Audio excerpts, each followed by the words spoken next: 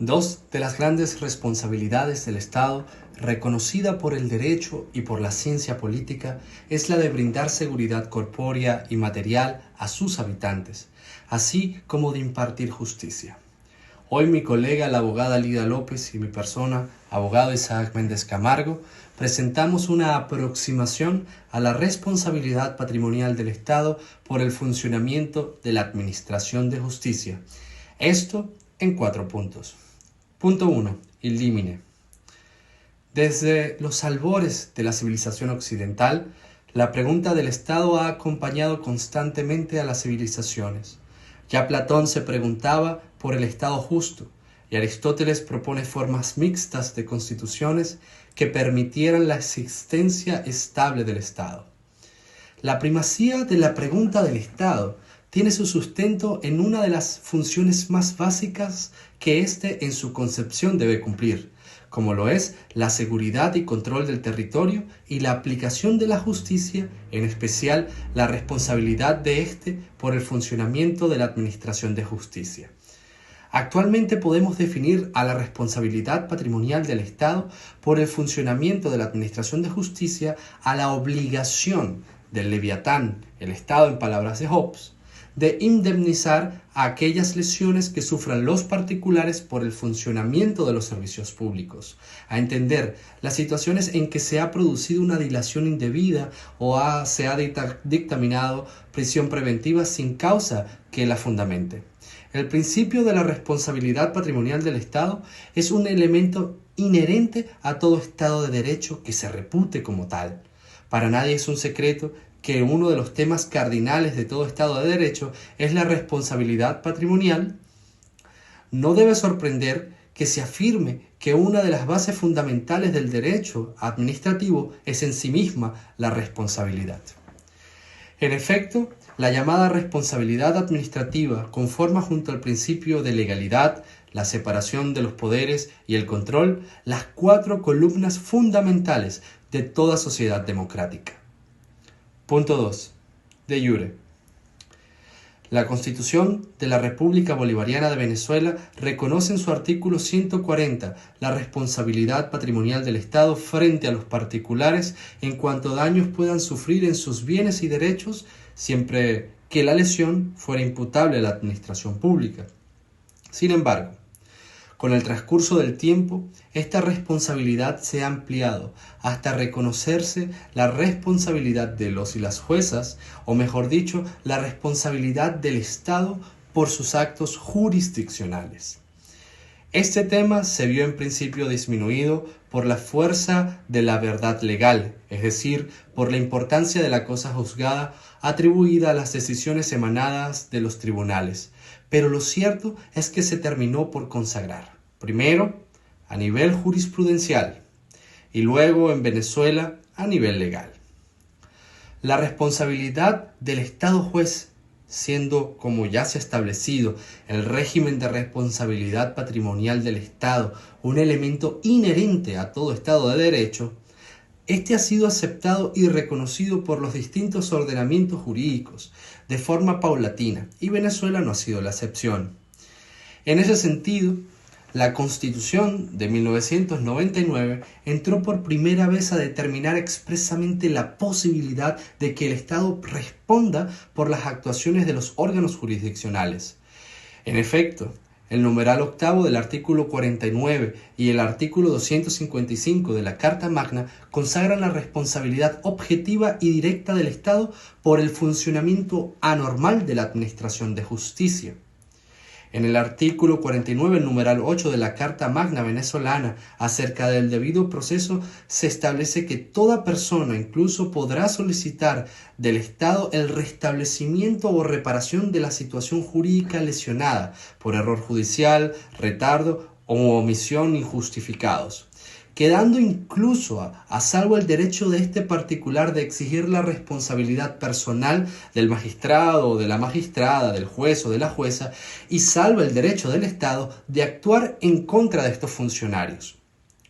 De igual forma, La Constitución de la República intenta garantizar la idoneidad y excelencia de los funcionarios públicos a través de procesos de selección por concursos de oposición públicos, como bien se establece en el artículo 255 del texto constitucional.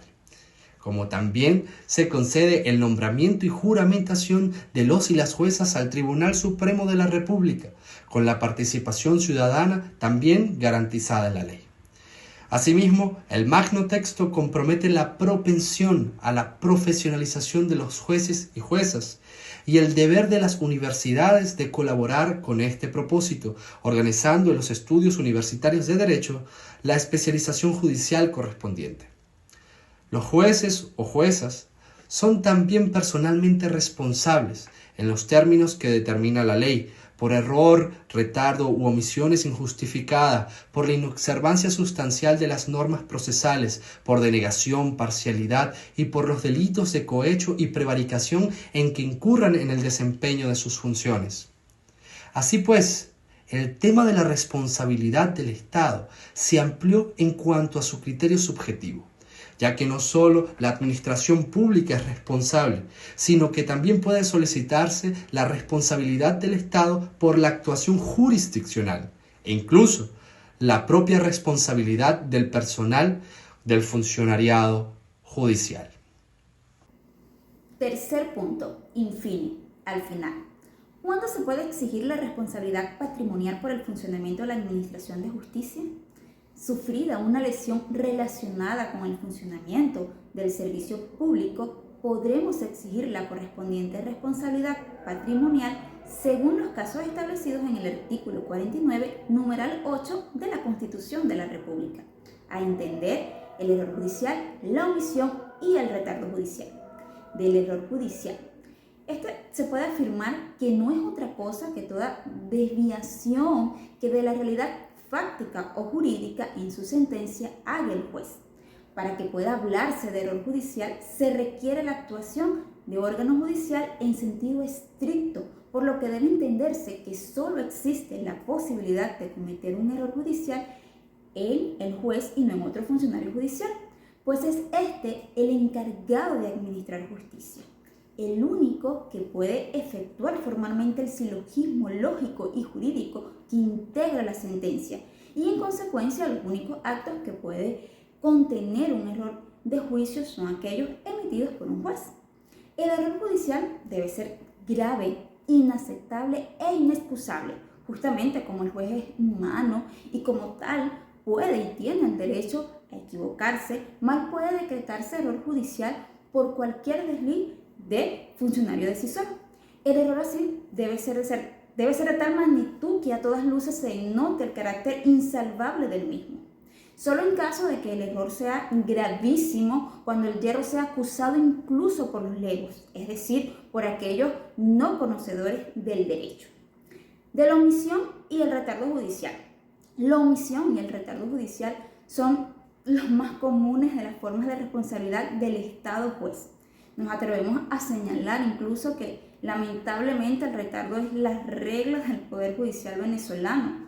La omisión judicial consiste en la no acción del órgano jurisdiccional, es la inactividad de un acto del proceso por parte del juez y que debido a los efectos que pueda tener sobre el proceso acarrea siempre un perjuicio a una de las partes o a ambas.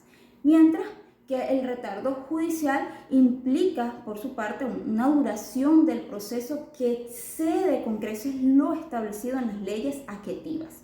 Los procesos judiciales, por lo regular, contienen lapsos establecidos para que el juez determine la procedencia o no de una solicitud.